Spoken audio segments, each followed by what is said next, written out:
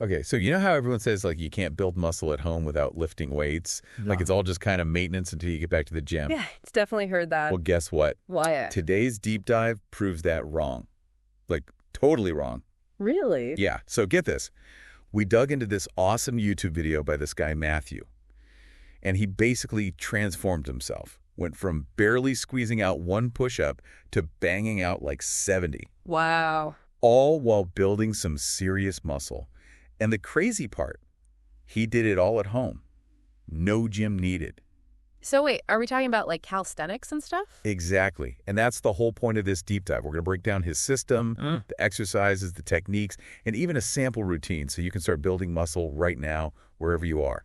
Cool. So what do you need for this besides motivation? Well, Matthew says you don't need much equipment, just something to hang on. Okay, so a pull-up bar. Yeah, that's ideal. But even a really sturdy door frame could work. Makes sense. And then just some open space, living room, bedroom, wherever you can move around a bit. Right. Oh, and here's the clever part. For adding resistance, you just use a backpack. A backpack. Yep. Load it up with books, water jugs, whatever you've got. Boom. Instant adjustable weights.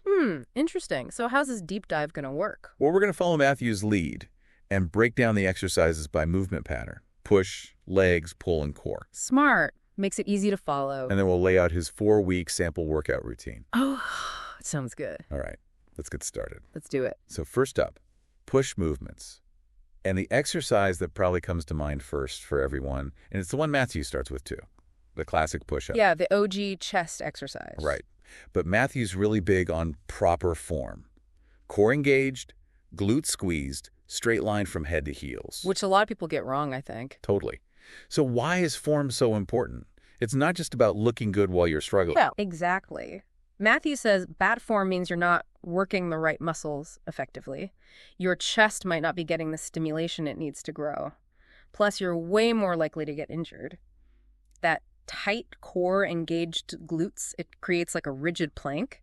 Ah, I see. And that lets you transfer force properly and really activate those chest muscles. So it's about efficiency. Exactly. Okay, so for people who've been doing push-ups for a while, how do they make things harder? Matthew talks about variations, right? Oh, yeah, he's got a bunch. He starts with diving push-ups, so it's like a slight arc motion as you go down and up. Okay. Plus, your hands are usually closer together. This puts more focus on the chest and especially the triceps. So a small change in movement can really change which muscles are working harder. Exactly. Cool. Yeah. What about really targeting those shoulders? For that, he recommends pseudo push-ups or pike push-ups. Basically, you elevate your hips so your body's in an inverted V shape. This puts more emphasis on your anterior deltoids, the front part of your shoulders. Okay, got it. And then what happens when those start to feel too easy? Then you got to level up. Matthew suggests elevated push-ups, where your feet are on a raised surface like a chair or a box. That really increases the load on your upper body, especially the shoulders. I can see how that would make it harder. Yeah. And then there's deficit push-ups. Here your hands are elevated, Okay. so you can go lower, getting a deeper stretch in your chest muscles. And that makes the push back up way harder. Gotcha. And then, of course, we can't forget the backpack. Oh yeah, the backpack comes back in a big way. Right. That's how we add weight and make those push-ups even more challenging. It's all about progressive overload. Your muscles adapt to the stress you put on them. So to keep growing, you got to keep challenging them with more weight or more reps. Right. So you got to keep pushing those limits. Literally. Uh-huh. Yeah. Okay, so we've pushed ourselves pretty hard with push-ups. Definitely. What's the next big exercise for building upper body muscle at home? Dips. They work your chest, shoulders, and triceps, just like push-ups, but in a different way. Matthew does say that they can be tough for beginners, though. Yeah. I've always found dips to be super tough. Any tips for making them easier? Yeah, Matthew suggests jumping dips, where you use your legs to help you push up, or negative dips, where you just focus on slowly lowering yourself down. Oh, okay. And for equipment, he recommends 2 stable surfaces at about the same height, like chairs or boxes. Makes sense. Or if you're really into dips, you can get a dip bar. Okay, so we've covered the big pushing movements.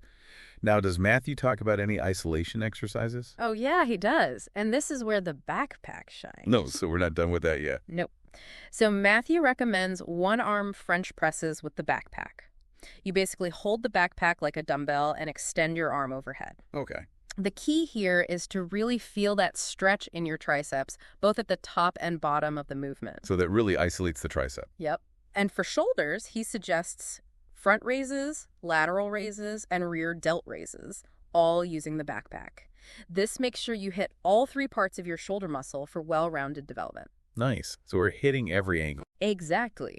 But he's clear that these are extra. Like, the main focus should still be those big compound movements like push-ups and dips. Got it. So we've pushed our upper body to the limit. Now it's time for the part that nobody likes. Leg day. Oh, no, leg day. I know, right? But even though nobody likes it, Matthew insists that it's crucial for building muscle in your legs because the leg muscles are so big. Yeah, you can't skip leg day. Exactly. So his go-to leg exercise is the Bulgarian split squat. Bulgarian split squat. What's that? So it's like a regular squat, but one foot is elevated behind you on a bench or chair. This puts all the weight on your front leg, making it way more challenging. I see. Matthew says regular squats are good, but they can become too easy over time. You end up doing like 1,000,000 reps without really feeling it. Makes sense. The Bulgarian split squat really targets those leg muscles, and you can make them even harder by adding jumps, slowing down the movement, or going deeper. And of course, you can always add weight with the backpack. So many ways to make it harder. Totally. What about other squat variations? Oh yeah, Matthew's got another one called the sissy squat. Sissy squat. Haha. Yeah. That sounds funny. Yeah, the name's kind of funny. But it's a serious exercise, right? Oh yeah, it's tough. You basically lean back and squat down while keeping your heels on the ground. It really targets your quads and gives them a good stretch. Okay, got to try that one. Now, what about the back of the legs? The hamstrings. For those, Matthew recommends Nordic curls. Never heard of those. So you anchor your feet under something heavy like a couch and slowly lower yourself down using just your hamstrings. Wow, that sounds really hard. Yeah, it is. Matthew says it's like a hamstring curl machine, but with just your body weight. Okay, I got to try that, but I have a feeling I'm going to need a lot of practice. You'll probably have to start with assisted versions. Makes sense. All right, and lastly, for the lower legs, we've got calf raises. Can we even make those challenging at home without weights? Oh yeah, totally. Just grab that backpack again. Calf raises are great for building those calf muscles, and they also help with explosive power for jumping and stuff. Oh, I see. Plus, they're super important for supporting your other leg exercises, like squats. So they're kind of like a foundation. Exactly. And once you get strong enough, you can try single leg calf raises to make it even harder. So we've pushed, we've done legs, now it's time for pulling. This is where I think people struggle the most at home, right? Yeah, it can be tricky without all the gym equipment. So how does Matthew approach building back and bicep muscles at home? Well, he's adamant that pull movements are super important, especially for building a wider back and getting that V-taper look. Yeah, the V-taper is key. Totally. And his #1 exercise for that is the pull-up. I was going to guess that. Uh-huh. Yeah, it's the king. Why does he like pull-ups so much? He says it's the best back exercise you can do, period. Yeah. Even better than lat pull-downs. He even says that pull-ups were key for his own back development. Okay, I'm sold. But the problem is, a lot of people can't even do one pull-up. I know, right? It can seem impossible. So what does Matthew recommend for those of us who are pull-up challenged? Well, he has a whole progression system. You start with dead hangs to build grip strength. Makes sense. Then you move on to scapular pull-ups, where you just focus on engaging your back muscles without actually pulling up. Then you can do negative pull-ups, so you jump up to the top position and slowly lower yourself down. Okay. And finally, there are jumping pull-ups, where you use a jump to help you get up. These progressions really help you build the strength and technique for that full pull-up. Nice. A roadmap to pull-up mastery. Exactly. Okay, so he also mentions chin-ups. How are those different from pull-ups? Chin-ups are basically pull-ups with an underhand grip, so your palms are facing you. They still work your back, but they hit your biceps more.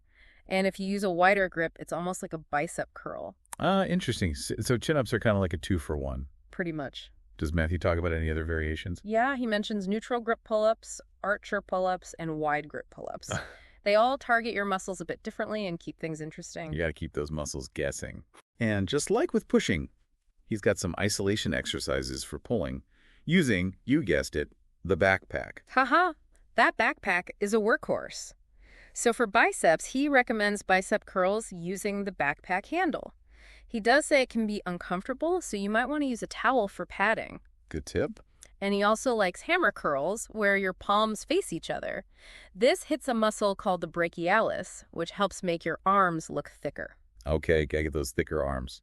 What about isolation exercises for the back? Matthew's got a great one. one-arm backpack raise. So just like a dumbbell row, but with a backpack. Exactly. You basically lean over a bench or chair and pull the backpack up towards your chest. Nice. He says it's one of the best exercises for building a thicker back.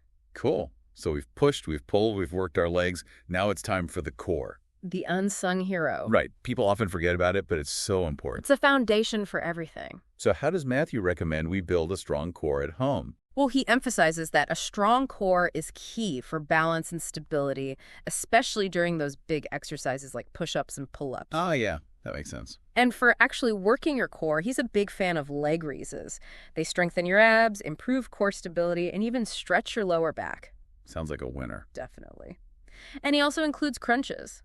They're good for building core endurance. So we're building strength and endurance. That's the goal. All right, so we've got a ton of exercises. How do we put them all together? Matthew has a sample workout routine, right? He does. It's a 4-week split. Week 1 is chest and triceps with shoulders. Week 2 is back and biceps. Week 3 is all core. Okay. And week 4 is legs plus a full body workout to finish it off. Nice. Sounds like a good mix. Mm. What about rest between sets? Matthew recommends 2 to 3 minutes of rest. This gives your muscles time to recover so you can hit those next sets with full power. Makes sense. And what's the key to making this whole thing work and actually building muscle? Progressive overload. You got to keep pushing yourself by adding weight to the backpack or doing more reps each week. Right. Got to make those muscles work harder over time. Exactly. That's how they grow. And does Matthew say anything about customizing the routine? Oh, yeah, absolutely. He encourages people to adjust the routine to their fitness level and preferences. Like if you hate an exercise, swap it out for one you like better.